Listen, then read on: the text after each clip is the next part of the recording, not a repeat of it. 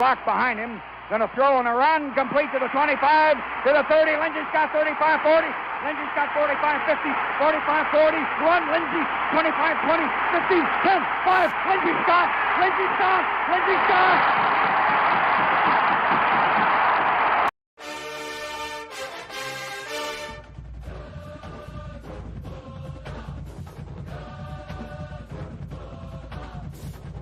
What's up, everyone? Welcome to Dogs Down South on a Wednesday night. Great to have everyone joining tonight. We're live. Got my man Fish, Adam Fisher. What's up, buddy? How are you? What's up, man? Hump day. Hump day. Yes, Definitely sir. is hump day, man. It's just something about, man, like Wednesday, work's done.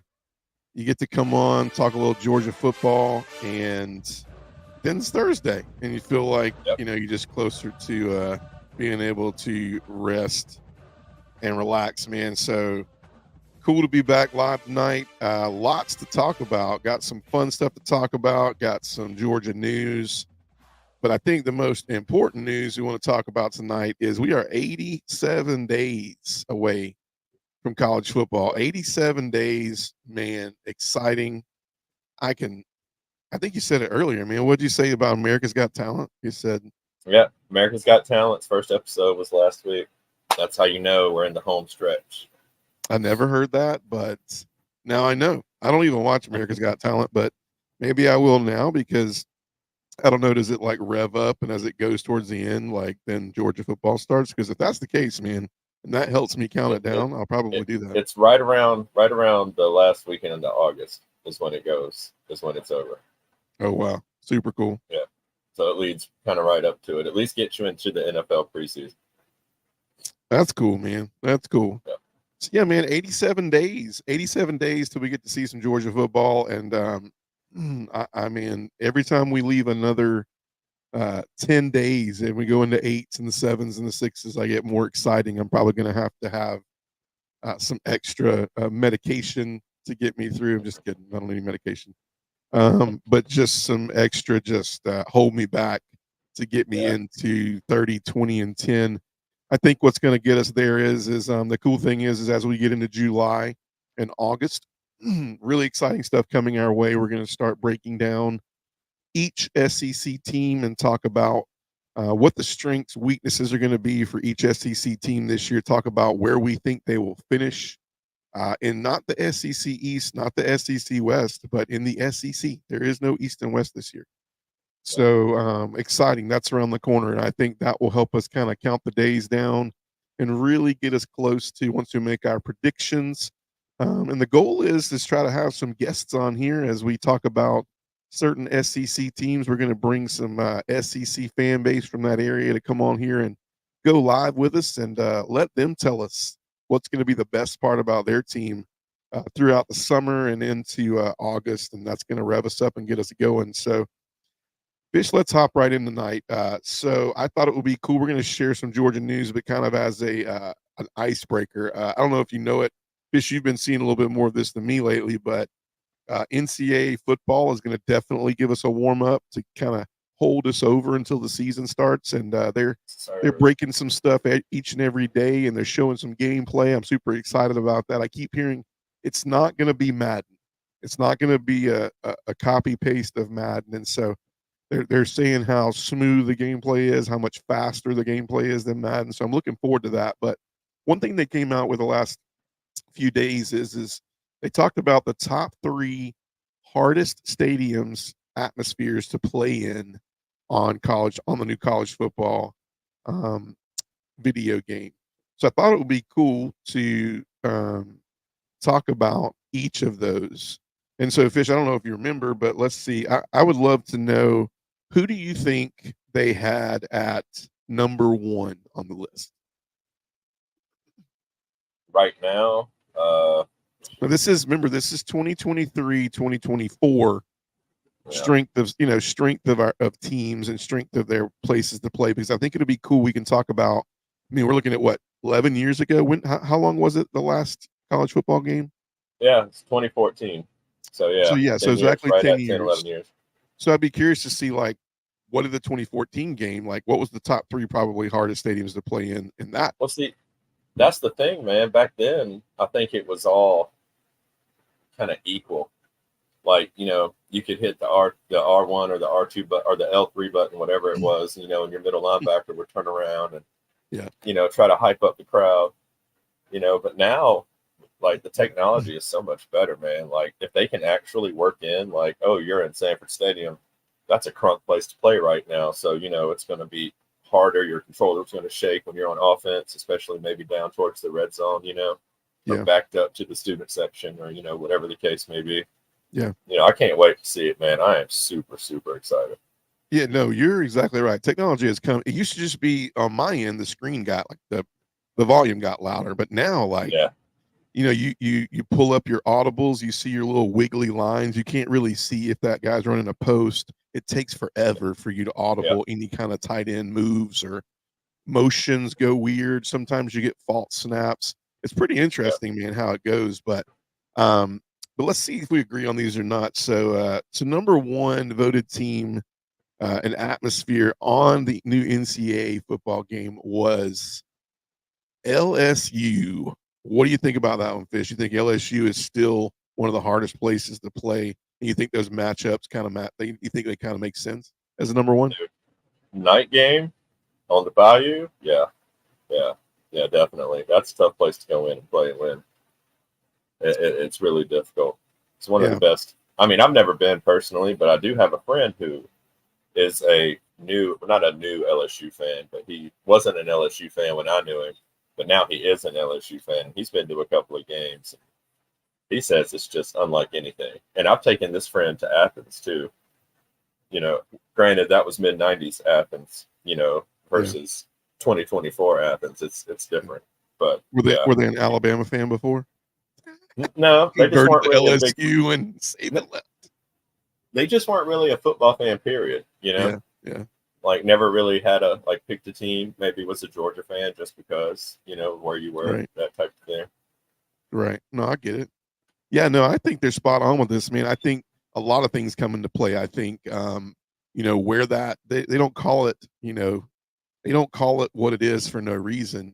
Death Valley. I mean, when you look at the temperatures down there at night can be weird because you're in the bayou. So it can be like, I don't know, man, it can feel like 97, muggy, bugs, crowds loud. You give those LSU fans 8 to 10 hours to drink all day and it gets wild.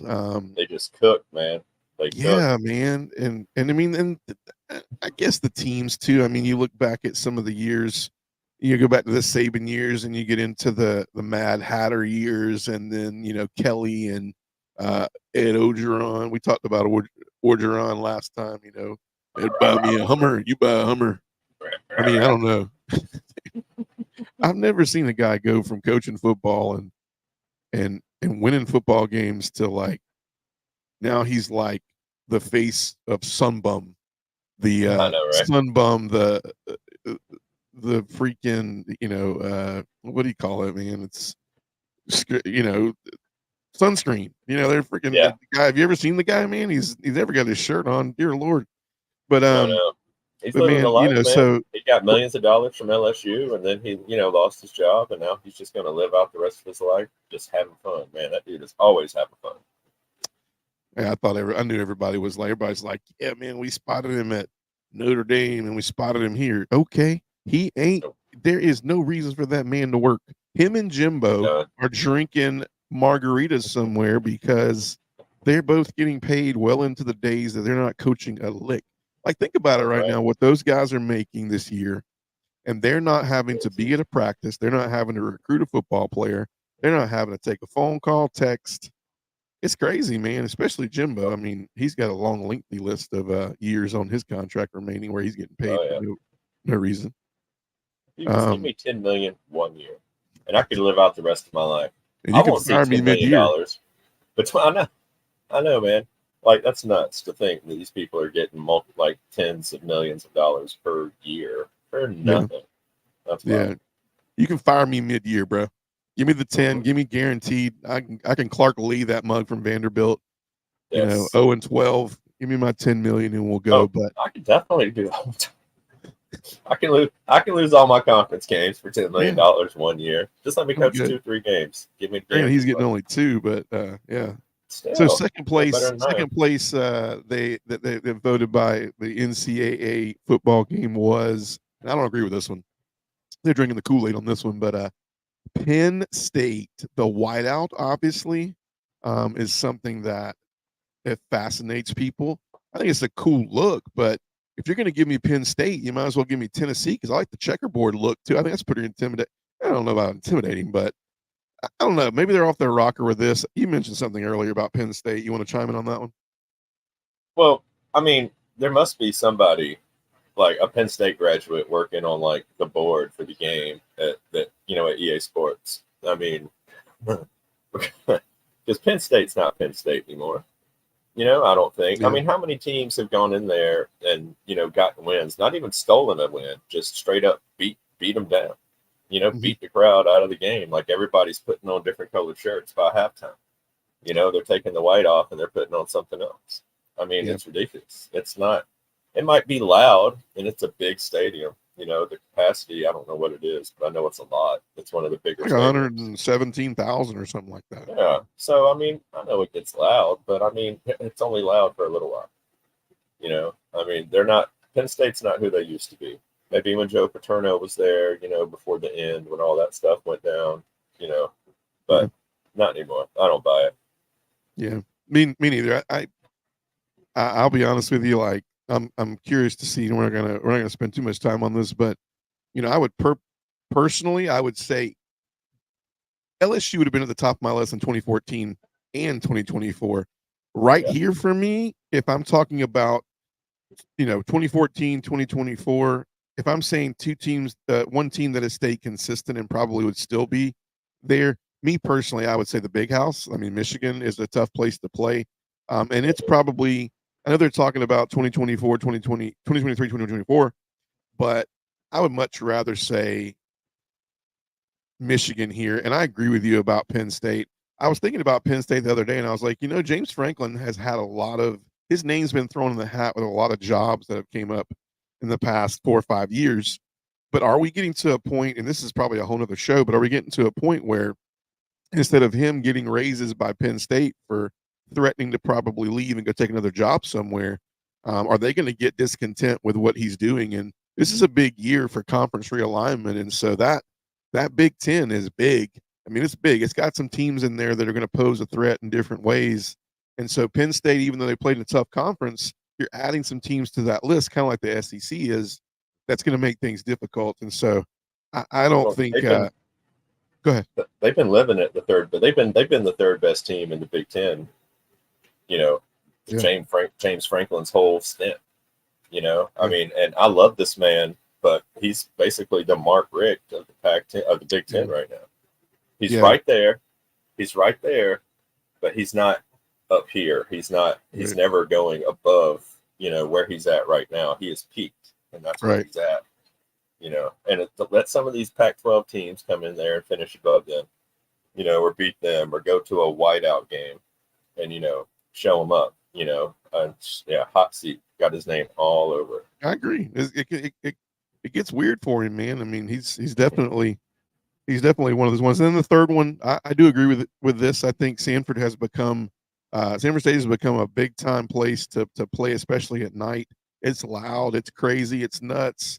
I've been in some atmospheres in the past few years where some decibel levels have been broken, but Georgia is third on that list this year, so that'll be cool to see in the NCAA game, to be able to go in there and play a night game in there and see that crowd and hear feel the controller shake and everything move. So the only other team I would say kind of missed out probably on in this is if we're talking about all around and we're talking about possibly in 2014 and in 2024, I would probably put Ohio State in there. I think the Horseshoe is also a very difficult place to play. I think in 2014 they still had really good teams. I mean, I remember playing with Maurice Claret and all them in those days in 2014 in NCAA. So the Horseshoe's the Shoe's been a tough place to play. So, I'm not pretty cool, to admit that I have ran Ohio State multiple times on college football games. Not ashamed, but hey, honorable mention, Oregon. Oregon, Outson. Autzen Stadium.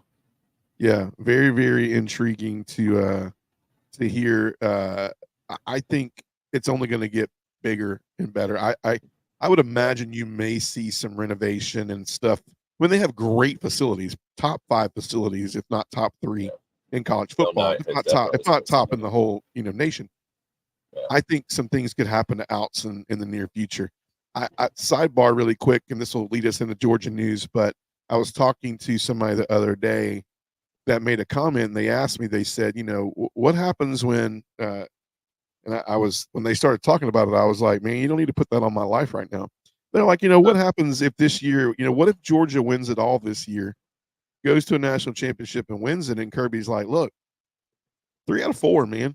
I got 3 out of 4 national championships. I've done what I'm supposed to do here. I'm tired of recruiting. NIL is stupid, things of these nature. And he decides to go NFL. Who's the next man up? Georgia becomes very quickly the top job in all of college football. And you got to wonder, because I know I would. I mean, you ask me right now, who do you bring back to coach at Georgia? And I'm telling you right now, Dan Lanning will take that job. And Dan Lanning will be the next coach at Georgia. And so I'm curious to see. I'm not saying Kirby's going anywhere. Don't get me wrong. I don't want to be that.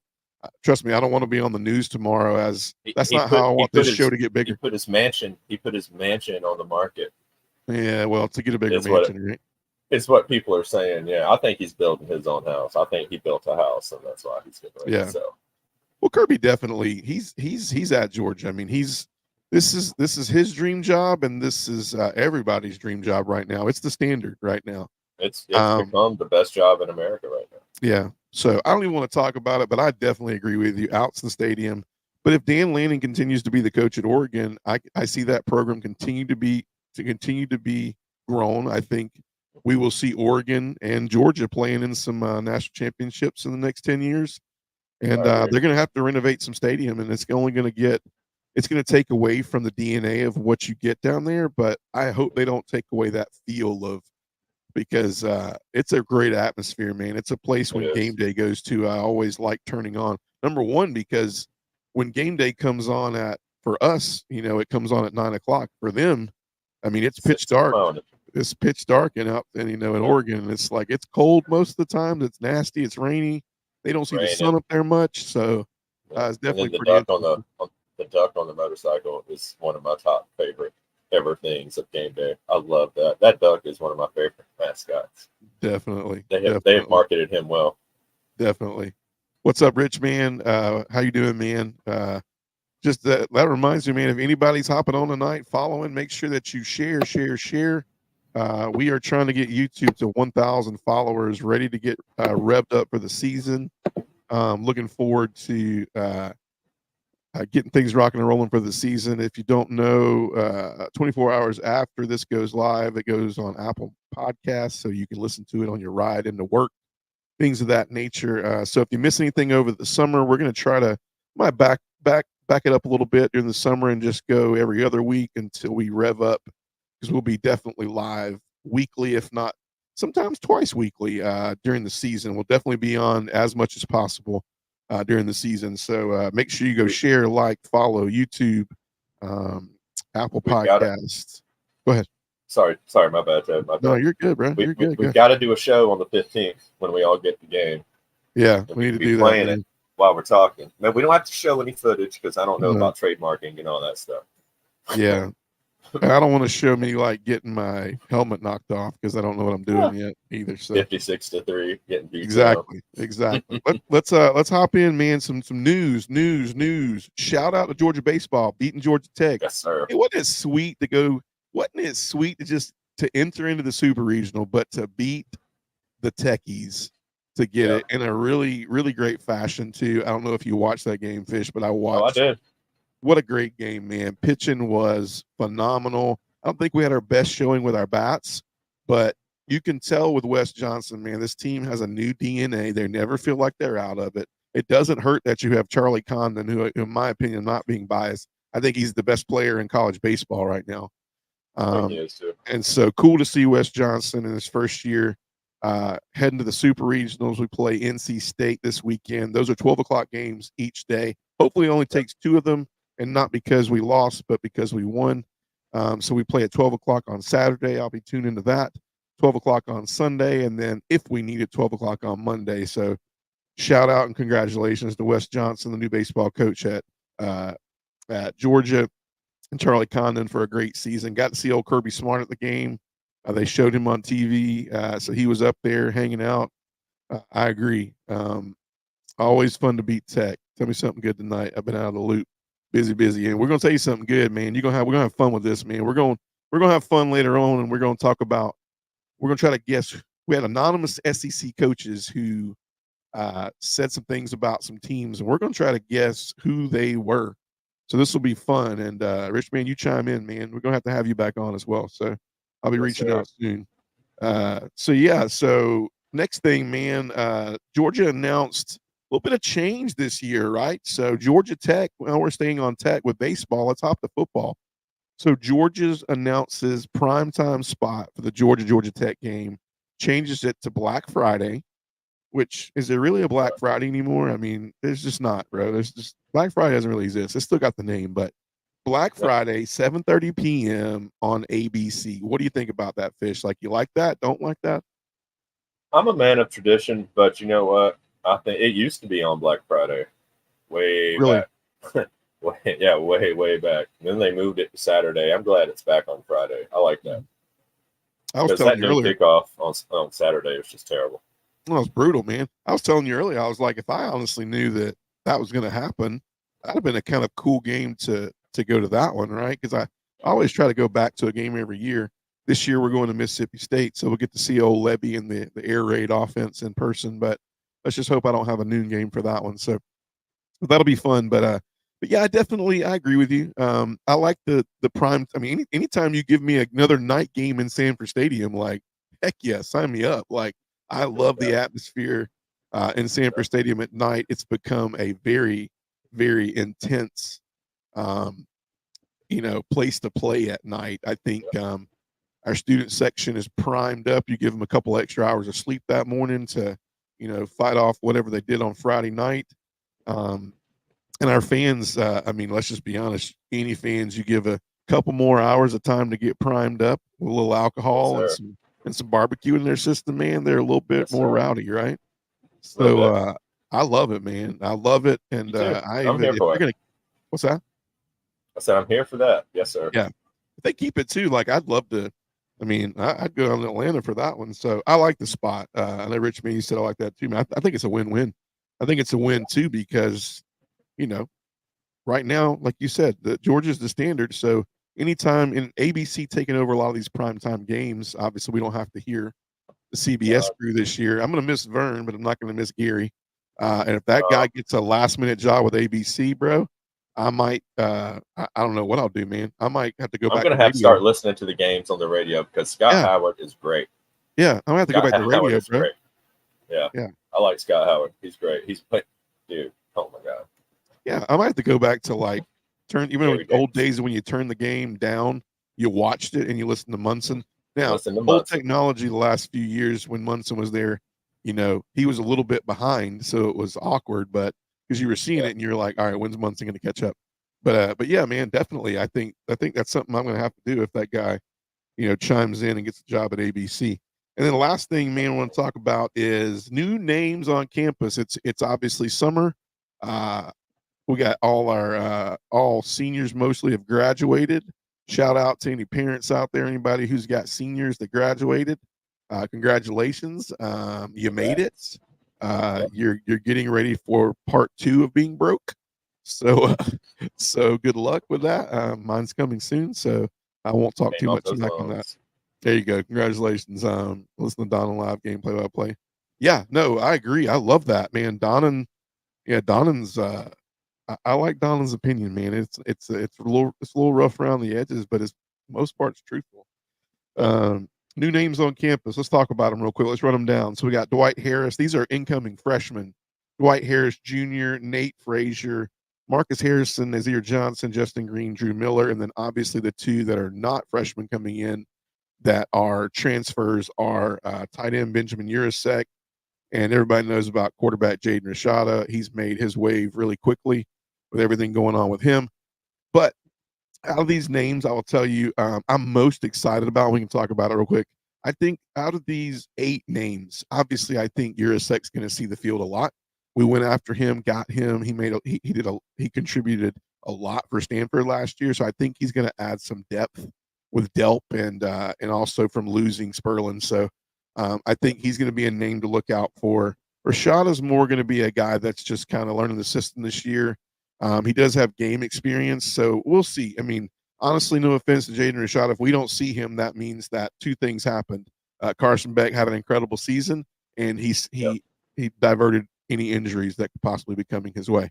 But I think as far as freshmen, I think the 2 players that have the biggest opportunity to see the field this year very quickly coming in, because this is tough, because a lot of these players now are just now getting up to stuff when they come in early enrollees in December, January. But I think Nate Frazier, Mater Dei High School out in California. Mater Dei is like, it's kind of like Georgia. It's the standard for high school football. They come in very prepared. They're very X's and O's oriented. They play a lot of football every year, 14, 15 games every year. It's California football, which nothing against. I'm not saying that because there are other states that don't have great football, but I am saying that California, Georgia, Florida, there are some standards there that are just a little bit different than other high school footballs teams. So I think Nate Frazier's ability to catch the ball out of the backfield, his ability to play big-time high school football is going to give him a little bit of an upper hand. And then I think on the defensive side of the ball, I think Nazir Johnson has a good chance to see the field a little bit early. I know we've developed some depth already. I love the depth that we've taken on like so far with the defensive line, but I think he's another kid that really fast kid, strong, kind of reminds you. So he's the guy that a lot of guys have been saying, the Jalen Carter look when he's in pads and a helmet. So what do you think, Fish? Agree, disagree? Is there somebody else on that list that jumps out to you that might be like, maybe they'll play before these guys? I think you hit the nail on the head, man. I know Kirby's not afraid to play freshmen. Like at all. He is not afraid, and they're good freshmen. I mean, they come in, they're ready to play. Like, they learn, they soak it all up, and then they may be 2 or 3 on the rotation, but still, they're going to get playing time. Right. But I think the big tight end, I think he's more of your prototypical size, built like a tight end. I think he's going to see some action in the red zone for sure. Delp may be a little more explosive, but as far as, height, going up to get the ball, I've watched some tape on that guy, man, and he's pretty good. I know he's going to see some action for sure. Right. Yeah, no, I totally agree. I love what Urasek's going to bring. I think he'll be shocking just because of the fact that we haven't seen much from him. We've seen G-Day. Yeah. We've watched, 3 weeks of spring practice, 4 weeks of spring practice, so we know what to expect there. But I think he's going to do Stanford game tape, man. I'm telling you, he's good. He's a good player, smart kid. Yeah.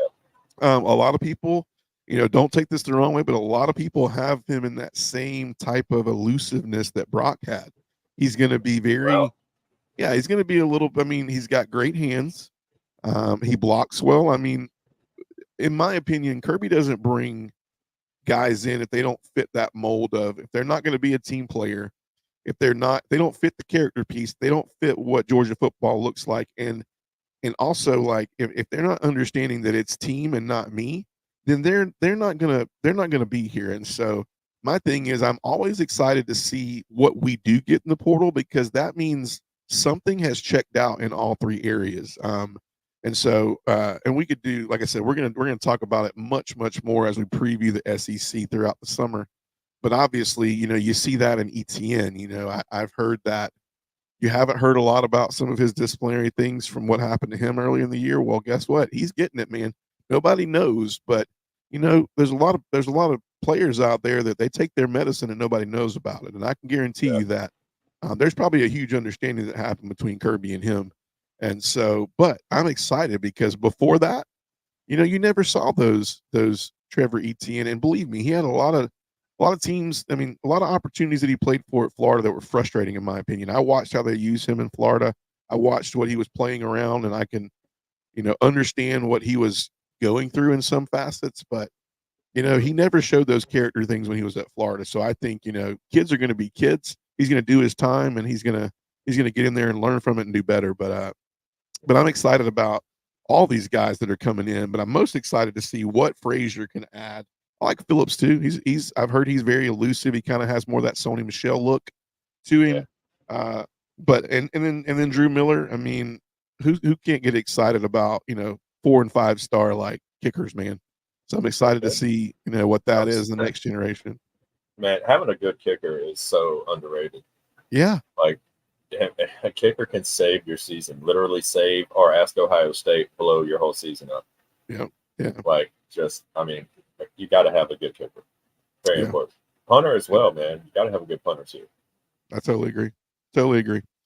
Well, dude, let's hop in. Let's have some fun. If you're chiming in, if you're in the message in the chat, you feel free to hop in as well.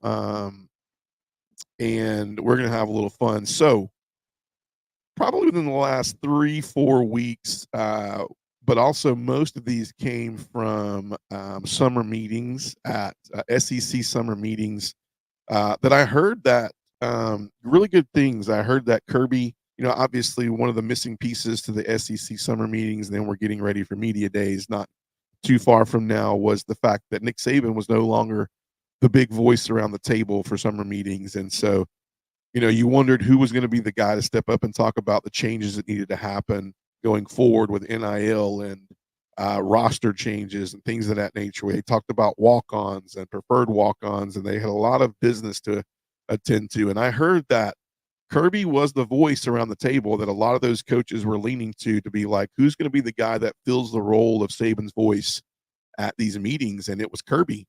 And, our coach for a long, long time, I've always said you're not always going to know he's the smartest guy in the room because he doesn't talk it a lot. He walks it a lot, but it was good to see. Be the smartest guy in the room. I agree. I totally agree. I totally agree. Like he doesn't need or want, the spotlight. I just, not that he doesn't enjoy it, but I mean, I don't think he wants to not be the leader, but just, I don't know. He's not soft spoken either. Like it's weird, because he's loud and he's exuberant, but he's also the kind of guy who'll just sit back and let everybody do their thing. And, okay, so now it's my turn to talk. Kind of a person, you know what I mean? No, and everybody listens like he has the room every time he talks. Yeah, he definitely ain't soft spoken, bro. We got enough YouTube videos to. I got some saved material that the days that I just want to be like, man, I need some like, I don't know, man, some run through the wall motivation. Yeah, that's when I turn some of those videos on, and a lot of times I apologize, but they got some bleeps in there that have to be put in there. But I tell you, when I get done, man, I'm like, bro, you name the wall and I will run through that thing. So I'm gonna line up in a 3-point stance and destroy it, man. But anyway, so let's have some fun. So most of these comments came kind of around sidebars of a lot of podcasters, news media outlets that were kind of around interviewing some coaches, and the ones that kind of wanted to stick their neck in there. And I know out of all 16 coaches, like there's some that didn't give any comments. You got some that were just kind of there with their popcorn and their Coca-Cola. Rich Man said he reminded me of Irk Russell. It was more about doing it. I agree, man. All I got to see Russell was the man. Yeah, man. All I got to see, if I ever see Kirby like with a bleeding head, dude, like I'm done, bro. I'm gonna run through a wall. You headbutt, man. I see it, bro. I'm just gonna lose it. It's gonna be wild. Yeah. But yeah. So not all 16 coaches, I'm sure, shared their opinions, but I'm interested to see what Old Fish thinks about it, and as well as Rich Man, if you want to chime in, man. Let me toss back this way so I can make sure that I don't have this. Got something going right here. Okay, cool. So let's look at the first one, man. So I'll tell you who we're talking about first, and then we'll read the comment. And then we'll see if we can give a good educated guess on who we think said this. So first one was on the topic of don't overlook Mizzou. Okay. Anonymous coach said they'll go as far as that quarterback, Brady Cook, can take them. If they keep him healthy, they could repeat what they did last year. I think a lot of other staffs are expecting them to slump just because of who they are, but give them credit. They've put together a really talented team. So obviously talking about overlooking Missouri this year. I don't think first off anybody's overlooking Missouri. I think everybody's looking at their strength of schedule and going, I mean, nobody on that schedule is going to overlook Missouri. Everybody's playing up to Missouri this year. They have a terribly easy schedule, right? I think Alabama would be the only team I could say might be overlooking Missouri. But Fish, you want to give a stab at it? Who do you think said that? And why would you think they said that? Sounds like an older, established veteran coach. Sounds like somebody who maybe played them and lost last year, or played them in a close game and won last year. Yeah. And that quarterback, is that the quote? Like, not Brady Cook in parentheses, but they said that quarterback, or did they say Brady Cook? They said they'll go as far as that quarterback can take them. That's what they said. Brady Cook, the quote was in parentheses. Yeah. So Rich Man has Kirby Smart. I don't think it's Kirby. I'm gonna tell you who I think it is, and you can chime in. I think this is Josh Heupel, and I'm gonna tell you why. I don't know if you guys remember last year, but Schrader from Missouri ran for 267 yards on Tennessee last year. Just ran them down. I mean, just absolutely ran them down the pipe, dude. And so if I'm thinking, I look at Heupel and I'm like, kind of the next door neighbor, he's recruiting against them type thing. But he's saying they'll go as far as the quarterback and take them. If they keep them healthy, they can repeat. Expect them to slump just because of who they are, but give them credit. They put together a really talented team. I think he saw what they brought last year. And this was a respect comment. I think they remember what they did to him last year. So if I'm guessing, I think this is Heupel over at Tennessee. Who you got, Fish? You got the answer? I don't. They're all anonymous, so nobody really knows. It's more of an opinion. That's my opinion. Yeah. That sounds like something Heupel or Kirby would say. And I'm sorry not to be original, but I mean, that or maybe Hugh Freeze. Hugh Freeze, okay. He respects a good quarterback.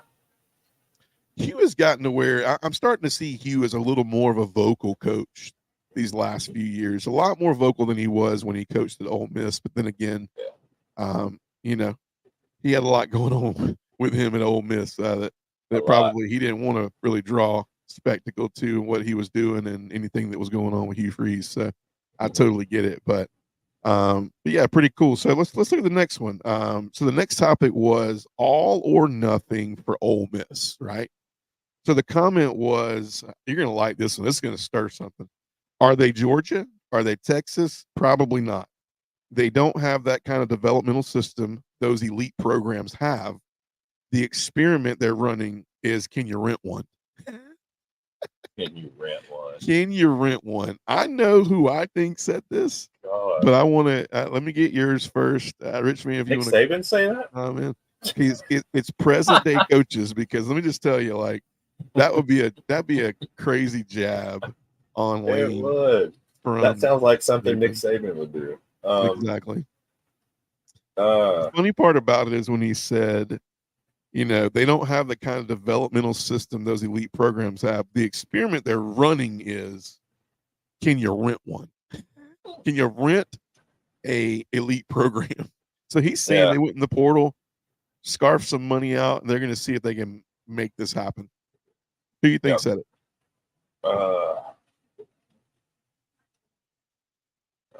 A salty coach. Definitely somebody salty. Let me tell you who I got, man. And you might agree with this, you might disagree with this one. This is who I got, because I think he's his next door neighbor, and I think he's starting to see him make some noise. I think this is Brian Kelly at LSU. Oh, yeah. Next neighbor. He sees remember the comment Brian just said? There it is. Sounds like LSU. Remember the comment that Kelly just said about, he's like, man, we ain't paying for no players. We ain't doing, we'll buy $1 million quarterback thing. Well, you got Lane out here, man. He ain't buying one player. He ain't buying two player. He is buying every single player he needs, every hole he needs to fill it. And I can just They are see running the free agency. they're experimenting. The experiment they're running is, can you rent one? I can see Kelly just saying that. You know, I would love to see that answer. I think Richmond got it. I think he nailed it. Yeah. LSU. That was my pick. But I think me and Richmond were on the same page. He put it in right before he said it. But yeah, man, this Brian Kelly all day long. Yeah. With you, like it sounds like what it could. I think Brian Kelly could be the are they Georgia, are they Texas as well? Because my thing is when you can just see Kelly, you know, probably not. They don't have the kind of developmental system. I mean, I can just see it all day long. I can see Brian Kelly on that first comment about Missouri. Yeah. And he came to LSU, man, and the whole thing with LSU was he was chasing a national championship. He couldn't get it at Notre Dame, and he was chasing it. And now he's gotten down here, and there's a comment about him down here, but we'll get to that one in a minute. Let's move on to the next one. This one involves South Carolina, right? So the topic is South Carolina simplifying its defense. So anonymous coach says the defense moved to a hybrid kind of 3-3 thing last season because they were getting smoked in the pass. I think they're going to keep the 5 DB looks. Who do you think? I mean, this is more of a X's and O's comment right here. Who do you think we got that said this? That sounds like Heupel to me. Yeah. Sounds like hype. An offensive mindset, you know, has to play South Carolina or had to. I'm not sure if Tennessee and Carolina played this year, but they were playing every year. And maybe like, you know, they're going to be frustrating to play against. You know, it sounded like Right. an offensive guy making that comment, you know, speaking on the defense. So yeah, give me Heupel. Heupel. Okay. Rich man, you got somebody you can throw in the chat? The defense moved to he said the thing that gets me is the hybrid kind of 3-3 thing. This has to be. I don't think this is a Sarkisian or a Brent Venables. I think this is, you know, they're kind of talking the history of South Carolina, obviously knowing what they came from, and you know, Beamer's an offensive minded coach. So Lane Kiffin, I could see that. I think there'd be a little more sass. Don't you think there'd be a little more? I don't know. There is some sass in there. So there's like, because they said because they were getting smoked in the past. I don't know if Lane can say that because they were getting smoked in the passing game as well last their year. defense was nothing last year. So I don't know if like he's got it's a family friendly show, but the boys to say that, right? So I'm gonna tell you who I'm going with here. I'm going with Mark Stoops on this one. I think Stoops is your defensive mind. I think he's the one. I mean, you look at some of these coaches. Obviously, Kirby's a defensive guy, but when you start going down the list of people, this is a defensive-minded coach. And the only people that I think could say this, I don't think it's Elko. He's kind of fresh in the league.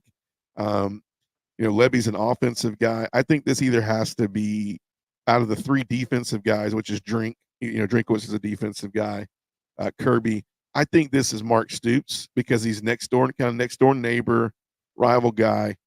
But also Kentucky was pretty decent. I mean, they were pretty decent on defense last year. I mean, I love their defense coming in this year. I thought Georgia just exposed them last year. It wasn't that they had a bad defense, but I mean, Georgia made a lot of teams look bad last year. I mean, Carson Beck had a great year last year, and when the running game was going and the passing game was mixed in with it, and when we were healthy, you know, we caught Kentucky healthy, you know, or maybe Kentucky caught us healthy, and I mean, our defense was healthy. I mean, they got a double dish of crapped on, dude. So I mean, I think this is a defensive minded coach. I can see Stoops saying this, and you know, and him saying, you know, getting smoked. I think he was confident in the fact that he knew he had a good defense last year. So let's move on to the next one. Tennessee's on this one. Look out for Tennessee's offense was the topic. Anonymous coach said the staff thinks Nico, and it uses last name. The staff thinks Nico will be the best quarterback they've had in that system. And when they have a quarterback they're confident in, they're as good as anyone on that side of the football. The question is going to be what they put around him this season. They don't have an elite wideout or obvious target, but the Tulane transfer, Chris Brazel, is pretty decent. Who we think said that? Give me Kirby for 400. I like Kirby in that one. I can see Kirby. You know, I like the wording when you say, you know, they've had in that system, and when they have a quarterback, they're confident they're as good as anyone on that side of the football. It sounds like a Kirby-esque comment. This one for me is give me Lane Kiffin on this one because I think the Tulane, I think the Portal King when he mentions the Tulane transfer, there ain't many coaches that are just mentioning transfers by name, dude, like and where they're from. And you know, man, I mean, we all know, man, Lane is I mean, that man did some damage to the portal this year. And so if anybody knows all the names in the portal and could be a little sappy about some of the receivers, maybe they didn't choose to come to Ole Miss, it might be him. So give me Lane on this one for 500. I think he said this about Tennessee. I also think he's on the back burner. I mean, he's got a little bit of a soft spot for Tennessee. You know, and that guy, Ole Miss played Tulane last year. And, you know, that guy actually, he played pretty well. So, yeah, I could totally see that being Lane. That's a good one. Yeah, I think that's Lane. I think that's Lane all day. Let's move. Let's go into Auburn, man. Let's talk about Auburn. Does Auburn have a difference maker at quarterback? Was the topic. Anonymous coach said, among coaches, the jury's still out on if Freeze is the guy that turns that program into an actual title contender, but they're going to be improved going into the season. The biggest question is going to be at quarterback. Even Thornback, a lot of people are asking why they haven't been more aggressive in finding a top-end portal quarterback in the offseason. I don't want to go to Lane again, but, I mean, anytime somebody says portal, I'm like, Portal King over there is going to say stuff about the portal. Who do you think said this? That's what he knows. Yeah. I also think Lane talks a lot, so it's like you can probably give him half of these and go, I'm confident he might have said this. Okay, he said Lane Kiffin too. Give me all of these for Lane Kiffin for 500.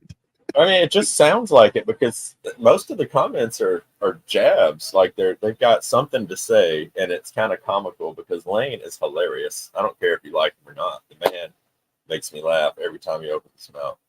I don't know. I don't want to go with the big names all the time.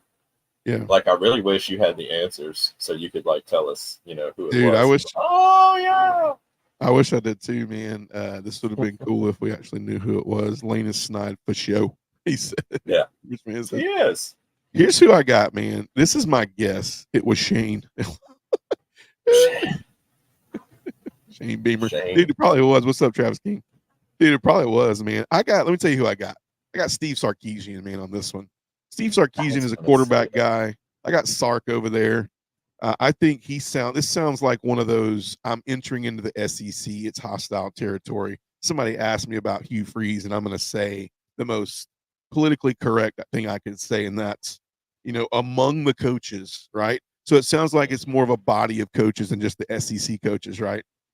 Jury's still out on Hugh. Freeze is the guy that turns that program into an actual title contender, but they're going to be improved going into the season. Biggest question is going to be a quarterback guy, man, right? Quarterback guy for Sarkisian. Even Thornback, a lot of people are asking, and we all know, man, like Sarkisian has been very vital in understanding they went to no end to keep Arch. Like now that he's there, like he's definitely the quarterback of the future. He made it through the gauntlet. I still don't know why he didn't take the money and become and yeah, I mean, I want to play with Arch Manning on the video game, bro. But you know what? Guess what? For that, I'm not even going to pick Texas in anything I do on the video game. Dude, they named an oil rig after him. He's good. He's good money wise, but it's almost like a jab to be like, don't need you to blow up. Like, come on, bro. Like, just go on the game. If anything, take your money and donate it to a walk on. Like, did he not opt in yet? No. Arch is not on the game yet, man. You're I knew he didn't opt in the first go round, but kind of like the portal, they had a second wave. Yeah. You know, and I didn't know if he actually, you know, finally did it or not. Probably, man. Oh my goodness. Oh man, he's holding out, man. His boy Peyton kept him out of it because, knowing Peyton, man, he's like, we're going to make a new football game. It's going to be Arch I don't Manning. know, bro. That has Cooper's name written all over it. I think Eli and Peyton are too loosey-goosey to be that uptight to where they would say, don't go on the game, because they've been on video games. Yeah. Cooper's Do you the one remember who wants his son to be on a pedestal. Do you remember the video games that were named after quarterbacks? Like you had Tecmo Bowl and stuff like that, but then you had like John Elway's football or John Elway's quarterback or something like that. Dude, I mean, the who best knows, one, man? Joe Montana Sports Talk Joe football for the Montana. Sega Genesis. Yeah, man. Tommy Lasorda baseball. So who Yep. knows, man? They could be trying to corner. Yeah, Travis said pretty sure it was a family move. Who knows, man? They might be trying to come out next year once he starts, and I don't know, maybe wins the Heisman. Maybe it's Arch Manning Heisman football in the games, but I don't know, man. Who knows? It's the Mannings. You never know, man. You absolutely don't know. Let's move on. So this topic was pressure on Pittman, right? This is the hot seat job for the SEC heading into the season. Sam is such a well-respected guy across the industry. You really feel for him having a new offensive coordinator, Petrino, who the fans and boosters probably think should be the head coach coming in underneath him. That's the SEC right there. Who do you think said that? That sounds like Kirby. He respects Pittman a lot. I can definitely see Kirby saying that. And he's brutally honest. So, yeah, like mix in a little respect with a little bit of truth. That sounds like Kirby to me. Yeah. I'm gonna throw in Travis, we're gonna answer that question, but I'm gonna finish this one. I'm gonna throw in this name because I think it's one of those kind of nice things to say if you're asked, you're the new guy on the block. I got Kalen DeBoer on this one. I think Kalen DeBoer would say something like this, it's a hot seat job for the SEC. I think he's coming into the SEC. He might have heard some talk about the Arkansas job when he was at Washington. And probably heard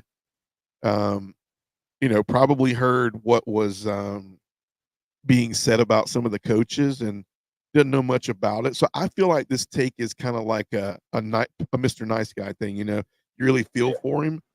He can kind of say something about Bobby Petrino because he hasn't been in the SEC, and we all know that depending on who you talk to about Bobby Petrino, that's a love-hate relationship there, right? And so the fans and boosters probably think he should be the head coach coming in underneath him. But he said that's the SEC. The jab at the end is that's the SEC right there. So I think he's been hearing this. Yeah, he's been hearing this. Yeah, exactly. Yeah. Sounds like Kirby at DeBoer. Yeah, I got it. I got that too. So let's answer this question real quick. So Travis King says, do you guys like this game though? I haven't seen much from Arch to say he's going to win the Heisman. So as far as the game, I like the gameplay that I've seen. It's all hype right now. I love that they're going to be custom playbooks. That's really cool. I can put the option in my playbook as well as, that's going to be deadly, man. I can put the option in there with the spread it's going to take me like 3 weeks to actually play the games before I get all my stuff right, my dynasty set up and everything like that. But from what I've seen, I've heard good things. I've heard this has not been a 10-year dormant season for NCAA football. They've put a lot of work and hard effort into this game. And so I think it's gonna be seen. So I like the game. Fish, what do you think? So what have you seen? You like what you've seen? Talking about NCAA, yes, I love it. Can't wait. So excited. I don't care if the game's trash. I'm buying the Madden and the college football at the same time. I went ahead, $150. Got both of them. Both the deluxe editions. The man sold his kidney and got the game. Dude, ask Grant. Grant and me way back, this was us, man. And I'm sure lots of other people too. He was one of my earliest friends. I didn't get Nintendos and Segas right when they came out, but he did. Yeah. And he was nice enough to let me go to his house and spend a lot of time over there playing these games, like Bill Walsh college football, bro. This is, I still play. I've got a PlayStation right here. My controllers are charging. Whenever we get done, I'm eating dinner and I'm playing NBA 2K. I play video games, man. I am so excited because college football is something I love. It's right there underneath my kids and my parents. College football is I noticed you're careful on that one. You're kids. But okay, cool. wife, kids, parents, extended family, college football. Boom, right there. Rich I'm Man so says, ready, dude. dude, I can't believe I'm on the show with a bunch of gamers. Dude, I'm not really a gamer. So I will tell you, like, I play some 2K basketball right now. I will tell you that I'm a low-key, pretty good 2K player. I've heard through the grapevine that Mr. Travis King plays some 2K. If you need somebody to carry you, let me know. But Nice. anyways, man, dude, this game, we grew up on this game, Rich Man. Like, I know, man, I know what you're thinking. Listen, go get you a PS5 and just start. You got to start somewhere, man. And if you don't play online, just run your dynasty, man. You can be a GM. You can just go do the NIL stuff. You can be the coach. Literally no defense at all. 2K, and I agree. He's not wrong, bro. He is not wrong. Online is a whole nother level. Like, right, maybe dude. if like me and you were playing each other, it might be one. But I'm telling you, man, you get some rando who lives in their mom's basement, 35 years old, just chilling, who nothing eats, sleeps, and breathes that game, bro. I'm telling you. Yeah. It is different. I totally agree, man. It's different this year, man. Yeah. We could have a whole show about 2K, man. We could do it. We could, Let's move bro. on real quick. I'm telling you. Let's move on real quick. We're coming up on a power hour. I like to build trash teams up from a 1-star. Yeah, man. That's the cool thing, man, is the dynasty. I don't know what, the Road to Glory dynasty. I don't know what's going to be called this year, but they got a lot of those TikTok guys got, best 10 teams to take from zero to hero. I mean, you got to consider a lot of things. You got to consider, uniforms, stadiums. I remember when you used to could create teams. You could be whatever A&M, Podump A&M, Ellaville A&M. Bro, I was just about to say that. Plains Tech. Plains Tech. Yeah, man. Plains Tech. Kennesaw State. Yeah, that'd be a good one. Rich Man says, I'm too old to start new tricks. I just bought a new hunting dog. I saw that, man. I saw that. Well, hey, man, just hop on and be the coach, bro. Like, I mean, you'll probably be ticked off if your team doesn't do what you asked them to do, but at least I can be ticked off at myself because I could have moved somebody or I could have intercepted something or something of that force. Let's do a couple more before we end. So Billy Napier commands respect but must win. I like this. This is a Florida one right here. Who said this? It's do or die time. I think of coaches respect how Napier has gone about his business, but there's a level of expectation in the SEC, and you have to build your plans around the accelerated pace. Who said that? Got a Napier hater. Shane Beamer hates everybody. Shane Beamer. Ooh. You think Shane Beamer can talk, though? Like, yeah, I think he's on the hot seat, too, and I think he's trying to throw a little spotlight on someone else who's on the hot seat, so it takes away some of the focus from him, honestly. Yeah. Travis, I got UF pretty low on the wins. Be interested when we start doing the preview for you guys to hop in. This is definitely a Napier hater, maybe even somebody that got turned down, somebody that Florida turned down for Napier, right? I look at a guy maybe who could have been in this seat but moved on. I think this is another maybe a veteran, but somebody who can talk the talk. Like, I look at this one and I'll be honest with you, like, I see Eli Drinkwitz on this one, just because he was just a couple years out of kind of feeling some of the wrath of what Napier's feeling right now. He had a couple good seasons. I think when you look at what was said at the end, you have to build your plans around that accelerated pace. I think Drinkwitz has had to have the pedal to the metal the last 2-3 seasons. He hasn't had the best facilities. He hasn't had the best, schedule. He came from the Big 12 over in here. He hasn't had the best luck as far as likability as far as a coach. He finally got some things right. He's always had a great defense. He's a defensive-minded coach. But I think this sounds like somebody who's like, I saw my stock go up, and now I can kind of speak from where I was at. And I was what Billy Napier is feeling right now, right? Because it's a premier program at Florida. And I think Drink kind of looks at Missouri now and goes, we've arrived. And the only reason they're going to arrive the next 2 years is because of their schedule. He's definitely got way more swagger than he used to. Well, you got, when you look at their schedule, I'd be swaggy too, Yeah.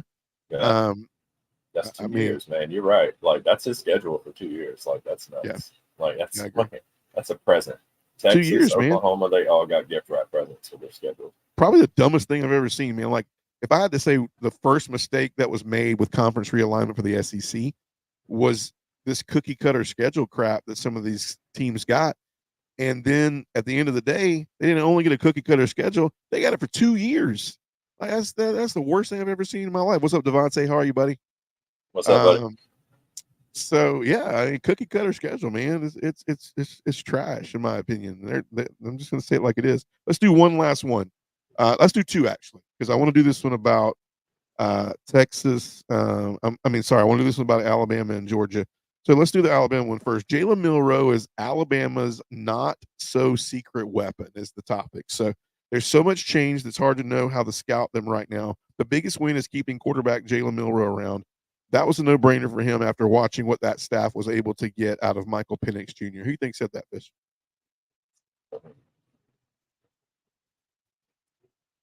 Clark Lee. Vanderbilt. No. Clark Lee probably doesn't say anything at any media outlets.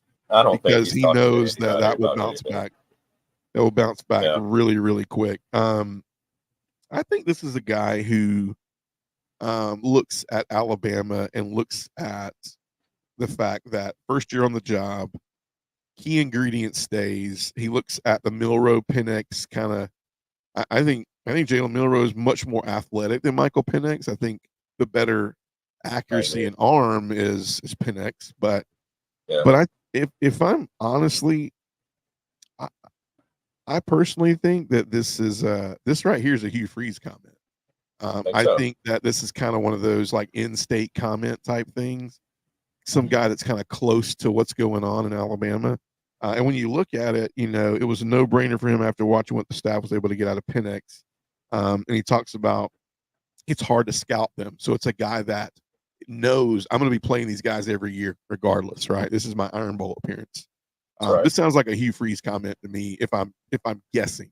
And I think that at the end of the day, it's respectable because you don't want to cross those boundaries of rivalries, especially your first year, because you'd hope to set the record straight that you're going to take over the rivalry if you're Auburn, but you definitely don't want to come in before you've ever put your cleats on the ground against Kalen DeBoer and kind of be like, all right, I'm going to have a double standard. I'm going to talk smack.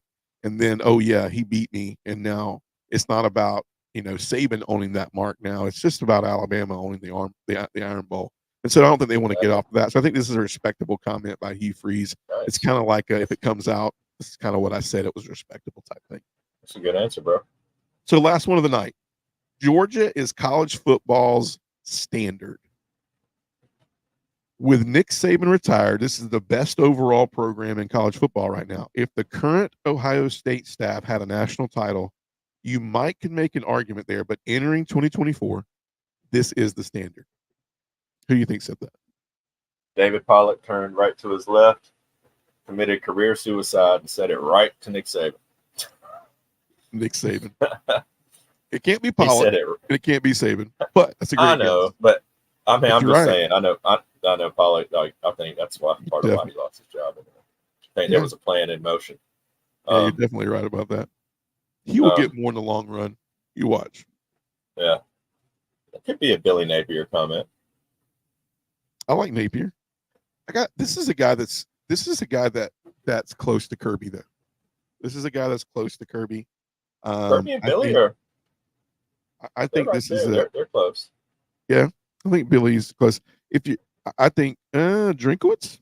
Okay, I can see that. I think I don't know about you guys, but this to me is a Lane Kiffin comment. Kiffin has a lot of respect for Kirby.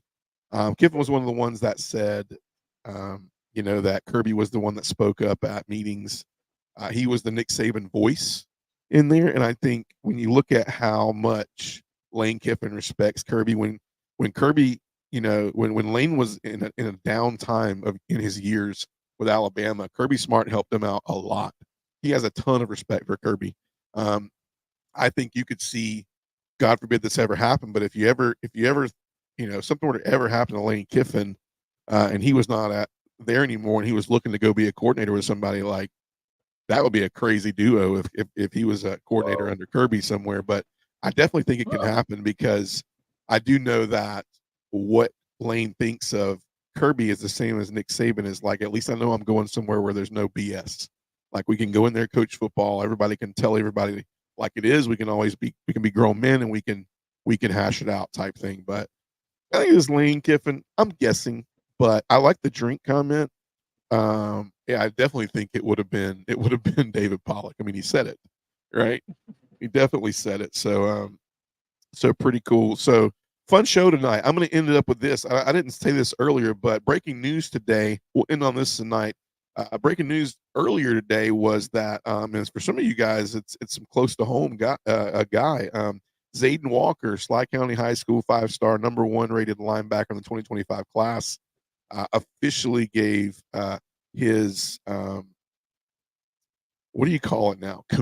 Verbal commitment to Georgia. I don't take these things too serious anymore. I've heard a lot of great things about this kid. He's a big guy, man. But geez, man, all I'm saying is Sly County, man. Sly County. How about it, man? 6'1", 225. 6'1", bro. 225. Like that's a mammoth kid. 2025 class. He got his 5th star, 98 composite rating. 247 has him at 2, but other places, Scout Rivals.com has him at 1. But this is a big get. 247 Sports actually has him a composite of almost a 99, 98.73. This is a big get if this verbal commitment hangs. I've heard a lot of good things about this kid, his character. I'm hoping it does, but I tell you what, man, it's a really possibility, man, within the next 2-3 years that the starting linebacker room could be all 5-star starting linebackers, man, and could possibly be number 1, number 2 in their class from 23, 24, 25, which is nuts. Yeah. Absolutely nuts. So Zayden Walker. Crazy to think about. Yeah, man. So Zayden Walker signs a lot of good things, man. A lot of good things. How fast is he?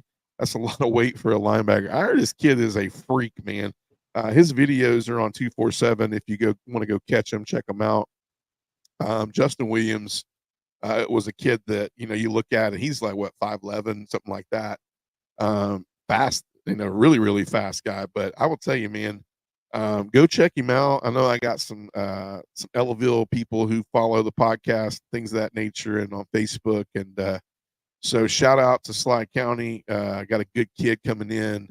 Now your job is to just continue to keep him wanting to come to Georgia. We're not close to him. So if you're on those sidelines for this 2024-2025 season, you need to keep pumping, come to Georgia.